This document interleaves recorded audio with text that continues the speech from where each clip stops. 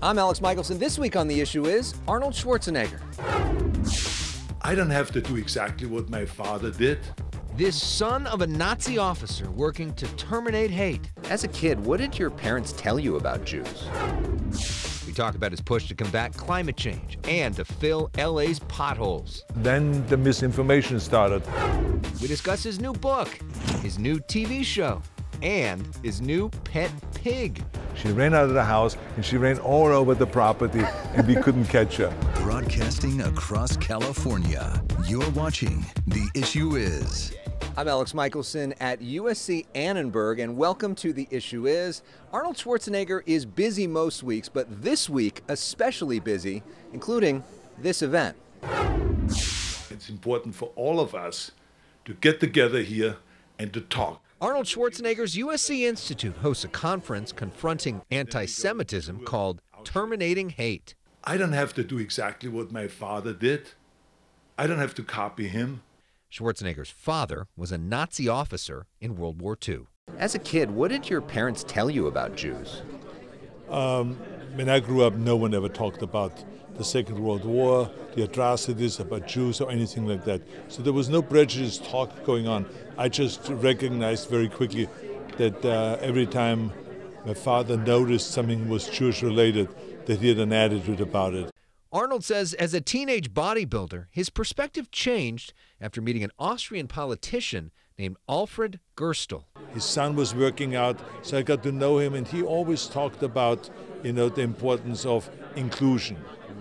And then later on I found out, he never said I'm a Jew or anything like this, but later on I found that he was a Jew. And he then became friends with my father. As Schwarzenegger grew older, Gerstel's lessons grew more relevant. I always heard this voice of Alfred Gerstel: Arnold, be inclusive. Everyone is equal.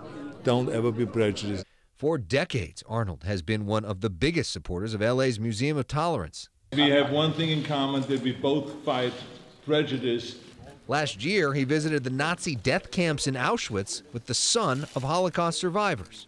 I want to talk to you today about the rising hate and anti-Semitism. Schwarzenegger's online message about hate reached billions of people online. Today's pretty amazing. This conference uniting academic leaders with Hollywood leaders to talk storytelling. Start thinking about that. How do we create stories that are emotional stories, but not preachy, but kind of the story kind of unfolds in a way where everyone comes together. Who is here?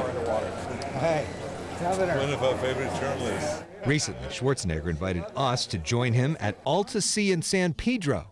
1, 2, 3. Where he showcases their massive solar roof. 4 acres of panels on this one roof alone. This is exactly what we need to do all over the state of California. Let's start on the water. Our tour guide is Alta Sea CEO Terry Tamminen, who led California's EPA under then Governor Schwarzenegger.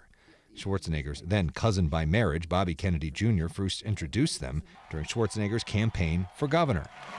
He taught me everything that I know about the environment. We check out 3D printing designed for the sea, growing food through aquaculture, and the latest in wave power. All of this technology is blue technology, so it's solutions for climate change from the ocean.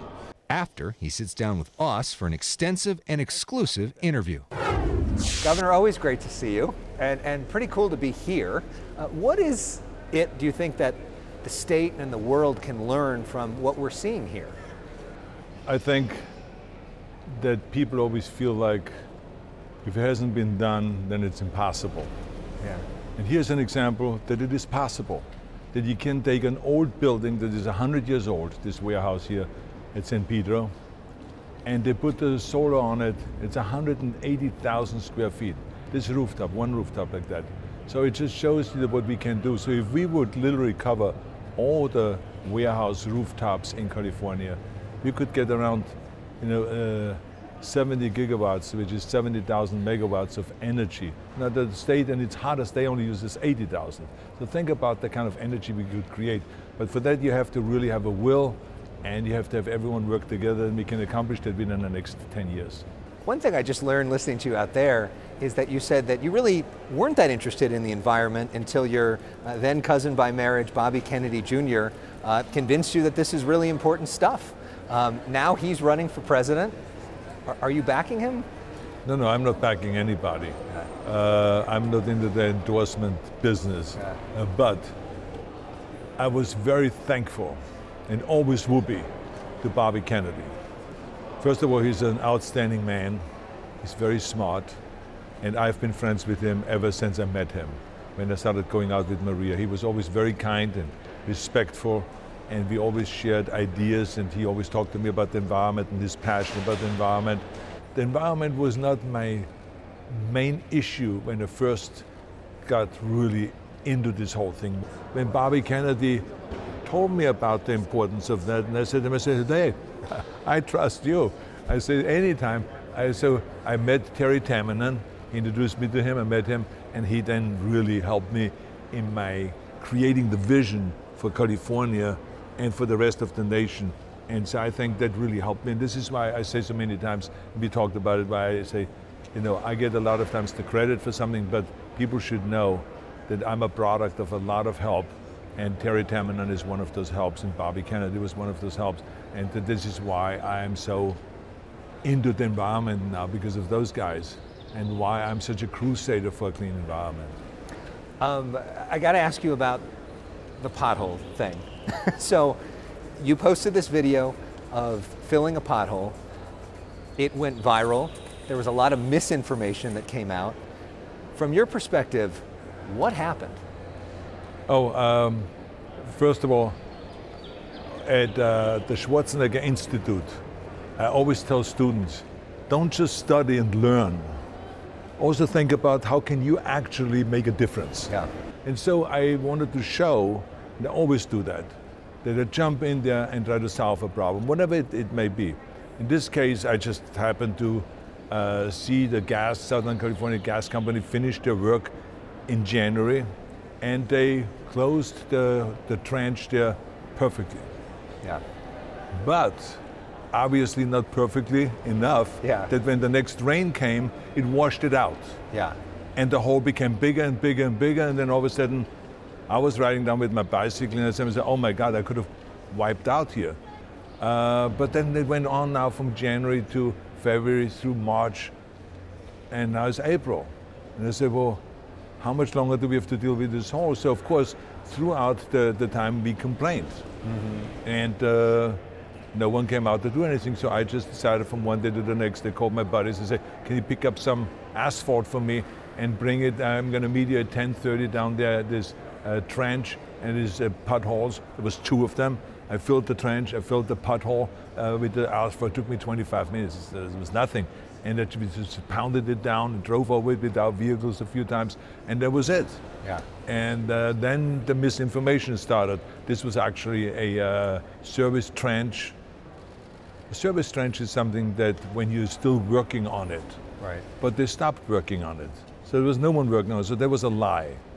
So now the Southern California Gas and the people that are in charge of doing those holes and all this stuff have lied to the mayor, obviously. And so she does not know, she was not out there. And they started spreading misinformation until the LA Times and other journalists started looking into it, and they found out the work has been completed in January. So it was not a working trench. Yeah. And Arnold was right, he should have filled the hole if he wants to really be out there and save the community and all this stuff, and save people from wiping out with the bicycles. And so people, thousands and thousands of people have thanked me for it, and there was really a positive reaction. I wanted to make sure that the mayor knows that this is not something to kind of like say, you're not effective or something like that. I told her on the phone, I said, look, you're new in this job. I said, I just wanted to help. It was not to embarrass you at all, and I'm not gonna say anything about you. I said, that's it. I said, so now the end product is, I fixed the road. They came out and they said, it looked great, he did a great job, and now everyone is happy. I'm happy that I was able to participate. The city is happy that I did a good job, and everyone is friendly and everyone is nice to each other. So that's the end product. So the mayor, Karen Bass, you worked closely with her. She was the Speaker of the Assembly when you were governor. So you guys actually had a conversation about this trench on the phone? Yeah, she called me. You have to understand, we have a really good relationship, right? So she's a great public servant. I worked with her in Sacramento, and I admired the work she's done in Congress, in the House, and so now she became mayor. I want to be supportive of her and all of that. So she called me, we had a very good discussion, and you know, she's wonderful. Were you frustrated by the media with this whole thing? Well, you know, it's one of those things that when you tell the media what the reality is, they so many times fall in love with the headline. Schwarzenegger tried to do something good, but that's what makes people then look at the story. What is it but? Yeah. Right? And so that somehow gets more clicks and more viewers. And so they then create misleading headlines. And it's a shame that they do that, but look, what do I care? Yeah. Remember one thing, I always said that I would never complain about the media simply because I'm a product of the media. Yeah. Everything that I've ever done in my life to promote bodybuilding was through the media. To promote my movies was through the media. To promote my governorship and to run for governor was through the media. And now my work, my environmental work and all of this stuff is through the media. I'm not going to go and say because some people make some wrong headlines that they're bad. No. I love you, I say to the media. I love you. I need you. You need me to tell you stories. Yeah. This is a perfect relationship. Up next, what's Arnold's most important rule for success? Plus the return of Arnold the action star in his first ever TV show. Hey Daniel, just FYI, that camera is going as a shot. Thank you. Daniel always does that. He always wants to be in the shot. I'm sorry about that. When you look that good, why do you but I mean, be in the shot, right? But he cut his hair. Yeah. Now I don't want to have him in the shot. Plus he doesn't wear makeup, and that ages him around 10 years. I started sitting down and I started writing page after page, line after line, paragraph after paragraph. And then out of that came this. Be useful. And these are the 7 rules, the tools to success. I know you can't give us all the tools, but can you give us maybe an example of one of them? Well, I think that the most common things that I talk about when I give success speeches is about creating a vision. I think one of the major problems that people have is they don't know where they're going. So I always use an example of a sophisticated airplane, the most sophisticated airplane, but if the pilot does not know where to go, he's going to fly around, and eventually it's going to crash. Yeah. So the same is in life. If you have no direction, if you have no purpose, if you have no goal, if you have no mission, then you're floating around and you can never be happy. You don't even know why you're getting out of bed in the morning. Why are you going to work? You maybe hate your job. 70% of the people in America hate their jobs. Yeah. So that's not the way to go. So what I did as a young kid was I created a vision. I said, I want to be a bodybuilding champion. Then I want to use this sport to get to America. And then I want to use this sport to get into movies just like Reg Park and Steve Reeves did the Hercules movies. I can do the same thing. If they did it, then I can do it. And then I want to make millions of dollars. And I want to become rich and famous. And all this kind of crazy goals I had, right? And you did it. So I did that. And so I want to tell people it was possible because I had a vision and a dream. And I saw where I want to go. And this is one of the big recommendations that I have for people. It's very, very important. The other one, the second one I just want to throw in is don't listen to the naysayers. Because there's too many people out there when you have an extraordinary plan. Let's say you say, you know, I want to be the most famous journalist in the world, and people say, you're a little crazy. Well, don't pay attention to that. Yeah. It doesn't mean anything, right? It just means that for them it'll be too much. Yeah. Well, that's great, because that's easier for you then to become the greatest journalist and the most famous journalist, right? Because they say it's impossible, you say it's possible, so that's how you get there. So I never complained about the naysayers, I just said don't pay attention to the naysayers. Yeah. And so this is the key thing, because I've heard you would never be a bodybuilding champion, you would never get to America, you would never become governor, you would never be a movie star, or any of those things. I always said, no, it's impossible, but they did it anyway. The title itself, Be Useful, that's something that your father told you years ago, It's right? the most common thing. My father always said, he said, no matter what you do, son, just be useful. So how do you think you're most useful now? Well, I think that no matter what you do, if it is fixing the road, is being useful. Yeah. Going out and promote the environment is being useful. doing movies and entertaining people is being useful. Having the Schwarzenegger Institute is being useful. Having the environmental conference next month in Vienna to promote the environment and to terminate pollution, that's being useful. So everything we do is being useful. So that's the key thing, is to always be useful. Do something and get in there. And it's important that we do things not just for ourselves, but we do things for us all. You know, we got to think about giving back to the community and giving back. That's just like we have done with the homeless issue, as you remember, building the homeless and the houses for the veterans, or the environmental issues, or filling the pothole, or whatever it is. Just go out and be useful. Don't talk about it, and don't say, well, what can I do? I'm a nobody. I don't have any money. What can I contribute? A lot. Right. Everyone can contribute a lot. So that book comes out in October. You can pre-order it now. You can subscribe to your daily newsletter where you get a lot of these thoughts every day, which is great. I subscribe, it's excellent. And the other big thing that's coming out for you, Arnold the Action Star's back. Fubar, which is on Netflix, just dropped a trailer this week. We get to see you. I'm back, baby. Can you tell us a little bit about what that's about and what made you decide to get into the TV game for the first time in your career?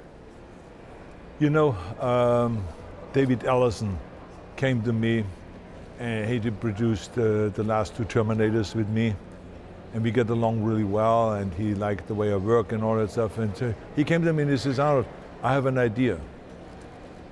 I would like you to do True Lies, but on TV as an ongoing series. Wow. So I said, well, that sounds great. I said, I've never done a TV series before. I said, but that would be a great idea. And he says, let me put a concept together. And that's what he did. And I was blown away and laughed my head off. Great action. And so I said, I do it, and I committed.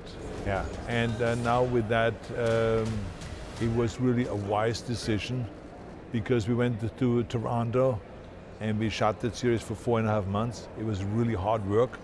But now it's coming out finally on May 25th. And the reviews of the trailer were extraordinary. I think when people see the actual series, they will also be as positive about it, and they will love it, because it's just action-packed, but also very, very funny, of playing this action guy that is such a great CIA agent. But just like in True Lies, when I come home, I'm a nobody. I only have trouble at home. Yeah. With my daughter and with my son and with my wife and everyone. Trouble, no matter what it was. So I'm kind of in a situation like everyone else is in. But then when I go out again, I'm the #1 spy. Yeah, I mean, the funniest part of it is sort of the interaction of you as a dad in that. I'm wondering, because we know that some of your kids are in the acting game themselves. Your son-in-law, Chris Pratt, obviously in the acting game. Would you ever want to play their dad on screen? If it's a good script, of course. I would love to work with my kids. Yeah. This is the greatest honor and greatest pleasure to do that, yes. Still to come. How does Arnold balance it all, including being a pet dad? Come on, whiskey. Big picture, because all the stuff we just talked about you doing, multiple conferences, a new app, a new book, a new TV show, on top of speeches, and being a dad, and being a granddad, and being a boyfriend, and being a pet dad to Lula and Whiskey and everybody at home. How do you balance it all? Well, you know, the saying is always, the busier you are, the more you can get accomplished. Yeah. So it's like, now I can take on more responsibilities because I have a very organized kind of a life. And you know, the key thing is that you have good people around you. That's how you're able to do that. Yeah. And I have a good balance between work and fun.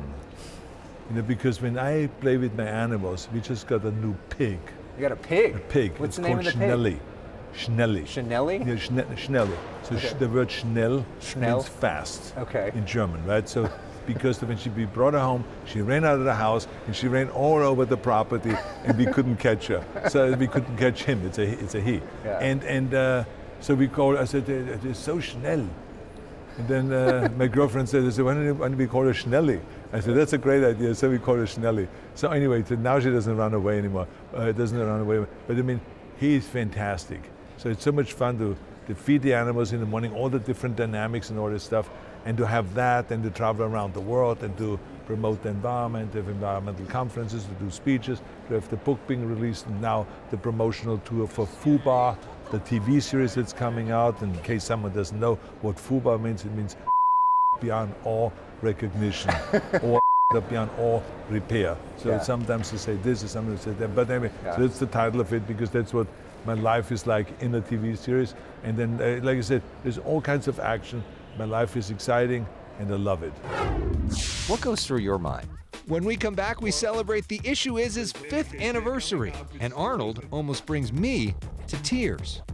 I'll be back.